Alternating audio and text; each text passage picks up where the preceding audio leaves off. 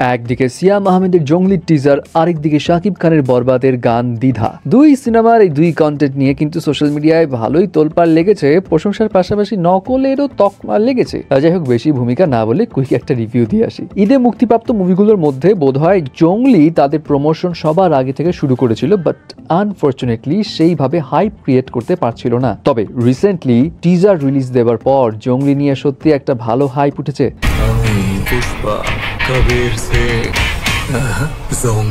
এবং এই ডায়লগটা না আসলেই সেরা লেগেছে। কিন্তু ওই যে পোস্টার প্লাস দিঘির ছবিতে সুসুকাণ্ড এগুলো দেখে অনেকেই পুষ্পা এবং কবির সিং এর রেফারেন্স টানছিল, বাট জঙ্গলি নিজেই আলাদা একটা ফ্লেভার এই বার্তা দিচ্ছে কিন্তু টিজারে সিয়াম আহমেদ। আর যেখানে অ্যাকশন সিনগুলোর ভিজুয়ালাইজেশন, সিয়ামের লুকের প্রেজেন্টেশন, বুবলির হালকা ঝলক সহ ওভারঅল টিজারটা পজিটিভ ফিডব্যাক কিন্তু পাচ্ছে। বাট এখানে একটা বিষয় কি, হয়তো এখানে পুষ্পা বা কবির সিং এর মতো কোনো ম্যাটেরিয়ালস নেই, তবে অনেকে কিছু কিছু সিন স্পেশালি শেষের দিকের সিনটা দেখে মনে করছে কাহিনীতে আবার ওই বেবি জন মানে থেরি মুভির মতো কিছু নাই, তো থাকলে থাকতে পারে, হু নোজ। যাই হোক, টিজার দেখে তো এত কিছু বলা সম্ভব না, তবে এম রাহিম পরিচালিত এই সিনেমার টিজারটা বাকি ঈদের সিনেমার থেকে ডিফারেন্ট ফিল দিচ্ছে এবং এটা একটা plus point. At the same time এটাও মানতে হবে যে শাকিব খান কিংবা নিশোর মতো সিয়ামের ম্যাসিভ আকারে লয়াল ফ্যান বেস কম, সো এই সিনেমার সাকসেস অনেকটা নির্ভর করে মুভির পজিটিভ ওয়ার্ড অফ মাউথের উপর, যার কারণে অনেকেই মনে করছে ঈদ ছাড়া যদি অন্য কোনো টাইমে এই মুভিটা মুক্তি দিত তাহলে হয়তো একদমই রিস্ক ফ্রি থাকতো।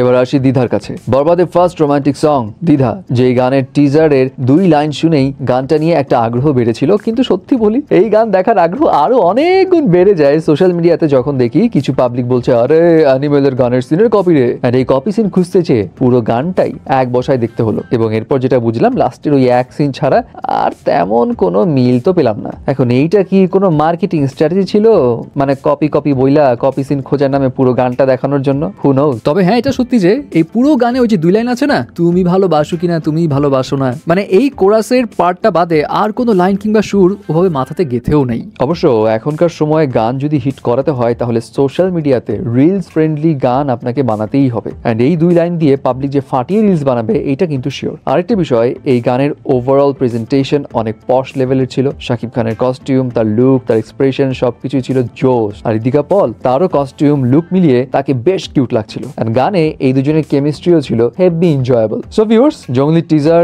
এন্ড বরবাদের দ্বিধা এই 2 কন্টেন্ট নিয়ে আপনার কি অপিনিয়ন জানাবেন কিন্তু।